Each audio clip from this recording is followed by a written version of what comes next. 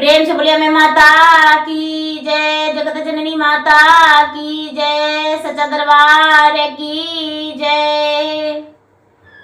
तो गुरु भाई बहना, मैं एक नवरात्रि व्रत की कथा सुनाने जा रही हूँ। इस कथा को पूरा सुनिए और रहस्य जानिए।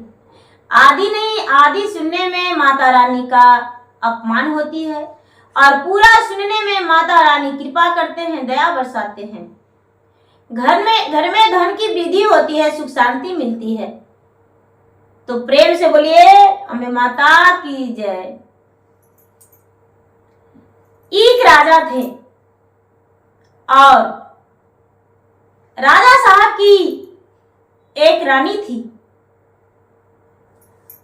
राजा साहब अपने रानी से बहुत प्यार करते थे, बहुत बेहद प्यार करते थे। रानी जो थी माता दुर्गा के पुजारी थी, 9 देवियां के पूजा पाठ करती थी और नवरात्र में पूरे 9 दिन जल तो लेती थी लेकिन अन्न नहीं ग्रहण करती थी। पूरे 9 दिन उसका समय मंदिर में ही ज्यादा बीतता था। धीरे धीरे राजा के पत्नी के ओद्र से एक कन्या जन्म ली। बहुत राजमहल में खुशी मिला, लोग बड़े प्रसन्न हुए। धीरे धीरे 2 कन्या हो गई, 2 वर्ष 3 वर्ष के बाद 3 कन्या हो गई, 4 कन्या हो गई, 5 कन्या हो गई। जब 5 कन्या हो गई दीदी, तो राजा बड़े अपने आप को गर्व महसूस करने लगे कि मेरा तो 5 कन्या है। मैं तो अपने पत्नी को बहुत खुशी मानता हूं, सुखी मानता हूं, बहुत अच्छा मानता हूं कि मेरा पत्नी का उद्र से 5 कन्या जन्म लिया है। राजा का कोई दुख नहीं था, बड़े खुश थे। उन्हें यह नहीं लगता था कि मेरा पुत्र नहीं है। धीरे धीरे समय बीतने पर रानी एक दिन बगीचे में घूम रही थी और बगीचे में घूमने के कारण उसे दिखाई नहीं दिया। कहते हैं भला होनी को कौन टालता है, जो होने का रहता है हो ही जाता है, उसे कोई भी रोक नहीं पाता है। रानी बगीचे में घूम रही थी, पांव तले एक नाग का शरीर पड़ गया और रानी को नाग डांस लिया। जब दीदी रानी को नाग डांस लिया तो रानी छटपट होकर उसी बगीचे में गिर गई।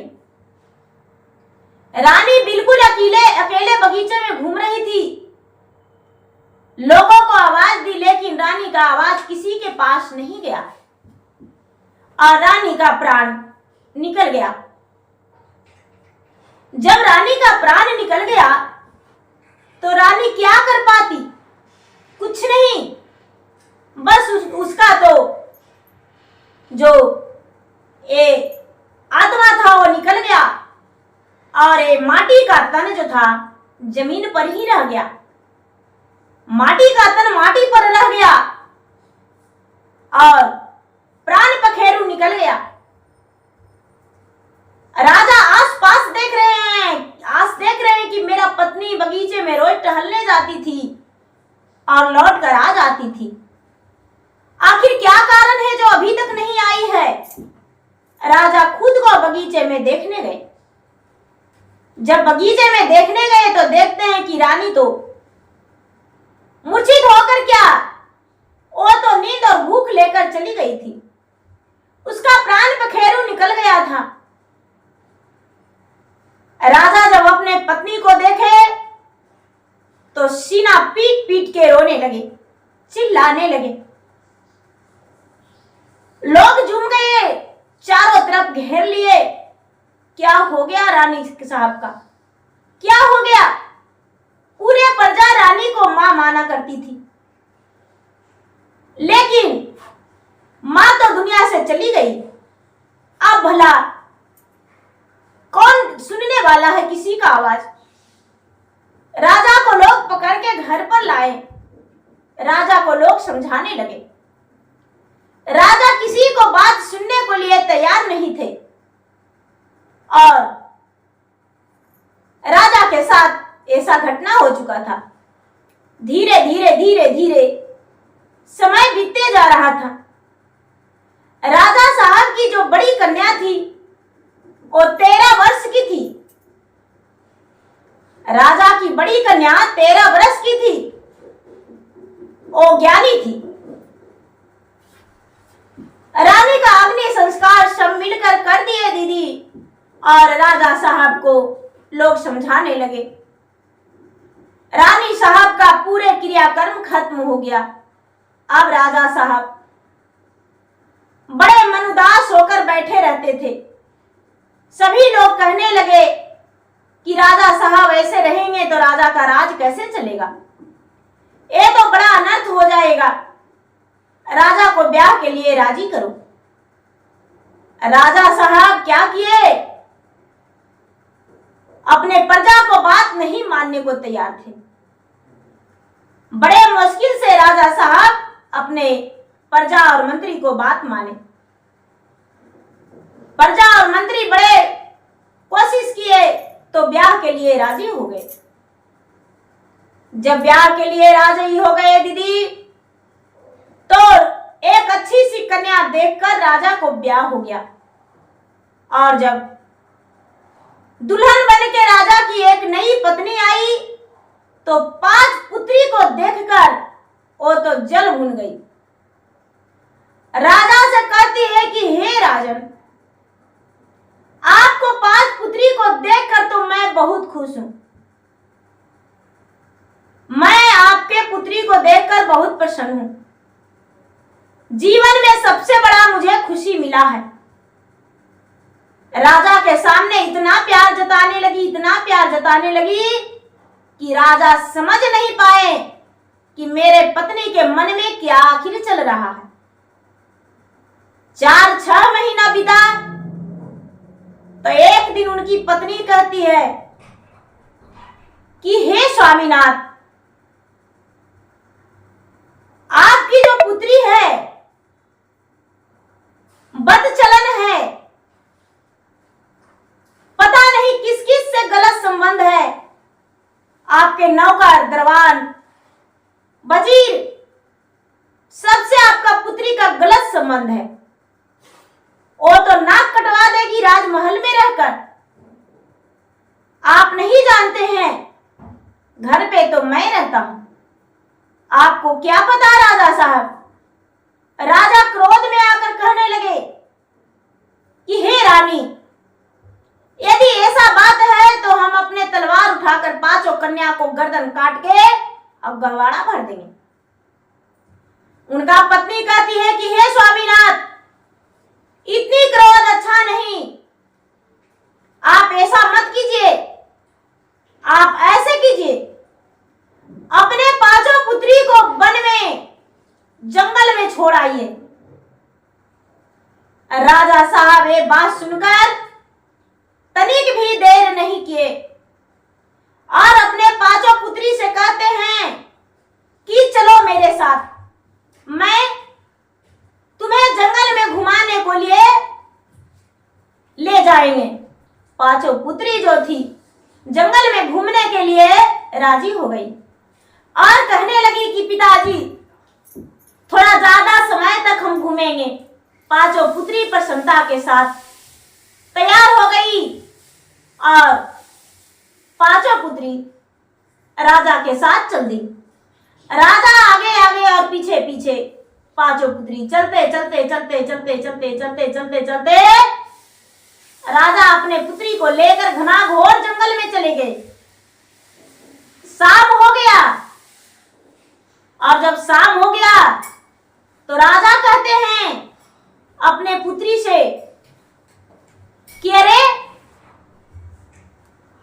तुम यहीं पे रहो, तुम्हारे लिए हम कुछ बाजार से भोजन लेकर आते हैं। जंगल के बाहर एक बहुत बड़ा बाजार लगता है। बाजार में बहुत सुंदर सुंदर भोजन मिलता है और वही भोजन लेकर हम तुम्हारे लिए आएंगे।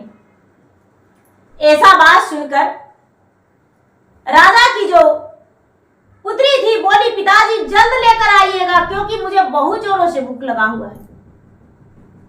राजा धोखा देकर अपने पुत्री को वन से निकल गए दीदी, और निकल जाने के बाद धीरे धीरे धीरे धीरे किसी गांव में आकर रुक गए। जब किसी गांव में आकर रुके, उस समय भी नवरात्र चल रहा था। राजा साहब की जो बड़ी कन्या थी वो नवरात्र व्रत करती थी और अष्टमी का दिन था। वो बेचारी उपवास थी, अष्टमी में भूखी थी। अपने शाम हो गया, रात्रि ढलने लगा, तो अपने बहन से कहती है, राजा वहां से चलकर दूसरे गांव में रुक गए और उसके बाद सुबह होने पर अपना घर आ गए। अपने बहन से कहती है बड़ी बहन कि अरे बहन, तुम्हें कुछ याद है? राजा की और पुत्रिया बोली, नहीं दीदी, मुझे तो याद नहीं है। कहती है कि अरे आज तो नवमी का दिन है, कल नवमी है, आज अष्टमी का दिन है। माता दुर्गा का जागरण किया जाता है। पिताजी भोजन लाने गए, लेकिन कुछ तो लेकर नहीं गए आए। पता नहीं किस कारण पिताजी नहीं आए, मेरा तो जी घबरा रहा है। ऐसा करो, हम पांचों बहना मिलकर और पूरी रात इसी वन में जागरण कर लेंगे। जब पिताजी आएंगे तब आएंगे और बाकी हम जागरण कर लेंगे।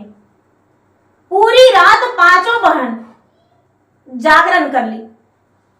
पूरी रात माता के भजने की और माता के कथा कहानी कही।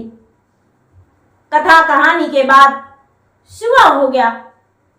जब सुबह हो गया तो बड़ी बहन कहती है कि अरे माँ तो नवमी व्रत करती थी, कन्या को भोजन कराती थी, मंदिर में पूजा करती थी, लेकिन मेरे पास तो नहीं चावल है, नहीं दूध है, और नहीं तो चूल्हा है, और नहीं तो चीनी है, और नहीं मेरे पास बर्तन है। मैं कैसे भोजन बनाऊं और कन्या कुमारी का जमाऊं? पांचों बहन कहती है कि हाँ दीदी, ये तो सही बात है। तुम तो बार बार करती थी माँ के मरने के बाद। छोटी वाली जो बहन है वो कहती है कि दीदी, मैं तो जी भर के खाया करता था, और तू जो पैसे देती थी वो लेकर हम दुकान चले जाते थे। राजा की दूसरी बेटी, तीसरी बेटी सब आपस में अलग अलग बातें करने लगी। दीदी बेचारी आस लगाए अपने पिता को राह देख रही थी। जब 8-9 बज गया तो मन ही मन से लगा कि जरूर मेरे सौतेली माता ने पिता के मन में कुछ अनबन भरी है, इसीलिए मेरे पिताजी मुझे जंगल में छोड़कर चले गए। हे माता रानी, अब आप ही कुछ कर सकते हैं। इतना ही में एक बूढ़ी माता प्रकट हो गई और उसके पास गए तो एक हाथ में सिर्फ थैली उनका था। राजा की बड़ी बेटी कहती है कि माँ जी, आप कौन हैं इस जंगल में? माता कहने लगे कि अरे तुम माँ जी भी कहती हो और पूछती हो कौन है? हाँ, तो फिर मेरे जैसा आपके हाल हुआ क्या? अरे मेरा तो पिताजी आके वन में छोड़ दिए, क्या आपका बहू और बेटा छोड़ दिया? माता कहने लगे, अरे नहीं नहीं, ऐसा बात नहीं है। राजा की 5 बेटियां कहती है कि तो फिर आप इस सुनसान जंगल में कैसे? क्या आपके बेटे नहीं हैं? माता कहते हैं कि अरे मेरा तो इतना बेटा है कि कोई गिनती नहीं करेगा। तो क्या आपके बेटी बहू? अरे मेरा बेटी और बहू पोता पोतिया इतना है कि लोग गिनती नहीं कर पाएंगे। अच्छा, तो फिर आप वन में कैसे? ठीक है, बाद माँ जी बैठिए। माता जी बैठ गए। कहते हैं कि बेटी मैं क्या बताऊं, आज अष्टमी का दिन था और मैं जंगल में लकड़ी लेने आया हूं। यदि कोई लकड़ी ला देता, लकड़ी दे देता तो हम खीर बनाते और कुमारी कन्या का भोजन कराते। राजा की जो दूसरी बेटी थी वो कहती है कि माँ जी, मुझे पेड़ पर चढ़ना आता है, हम इस जंगल में से लकड़ी तोड़ लेंगे, लेकिन हड़िया और चावल कहां से आएगा और दूध? माता रानी कहते हैं कि अरे मेरा इस झोली में हड़िया, चावल, दूध सब कुछ है। राजा की पांचों बेटी हंसी ठठाके और कहती कि अच्छा, कितनी चावल होगा और कितनी दूध और कितना बड़ा हड़िया, जरा देखते हैं। अभी तुरंत लकड़ी तोड़ते हैं। राजा की दूसरी बेटी छलांग लगा के वृक्ष पर चढ़ गई और वन से लकड़ियां तोड़ ली। माता को बोली, हे माता, देखिए माँ जी, मैं लकड़ी तोड़ लिया। माता जी कहते हैं कि अरे तो मुझे चूल्हा नहीं बनाना आता है। राजा की तीसरी बेटी कहती है कि हम बना देंगे ना, एक गड्ढे खोद देंगे और उसमें लकड़ी ईंट पत्थर से मार मार के चिंगारियां उठा के और लकड़ी जला देंगे। राजा की तीसरी बेटी एक गड्ढे खोद के, गड्ढे बना के और लकड़ी धर दी और पत्थर से पत्थर बजाकर और आग की तैयारी कर ली और चूल्हा जला दी। चूल्हा जला के दीदी और बोली, माँ जी कहाँ बर्तन है? माता जी कहते हैं कि पुत्री, इस झोला में देखो। जब झोला में राजा की पुत्री देखती है तो बहुत बड़ा बर्तन है। अरे इतना छोटा झोला, इतना बड़ा बर्तन, चलो अच्छा है। माता जी बर्तन दे दिए। राजा की पुत्री बर्तन उस पे चढ़ा दी। बर्तन जब चढ़ा दी तो चावल, दूध सब कुछ माता के झोला से निकल गया। राजा की पुत्री कहती है कि माँ जी, हम कन्या को भोजन कराते थे लेकिन स्नान नहीं किए हैं, क्योंकि मेरे पास वस्त्र नहीं है और नहीं जल है। कहाँ हम क्या करेंगे? माता कहते हैं कि अरे पुत्री, देखो एक बगल में तालाब है, जाके तालाब में नहा लो। और मेरे पास है ना कपड़ा तुम्हारे लिए, पांचों बहन पहन लो, मेरे पास है। माता एक एक चुंदरी पांचों राजा की बेटी को दिए, पांचों को दिए। राजा की पुत्री पांचों चुंदर पहन ली और जब चुंदर पहन ली तो आई तो राजा की कन्या है बड़ी वाली, वो कहती है, माता जी आप तो सब कुछ दे दिए, मेरा व्रत नहीं टूटने दिए, लेकिन कन्या भोजन हम कैसे कराएं? मैं तो 9 कन्या एक बच्चा को भी जमाया करता था, 9 कन्या कहां से आएगी?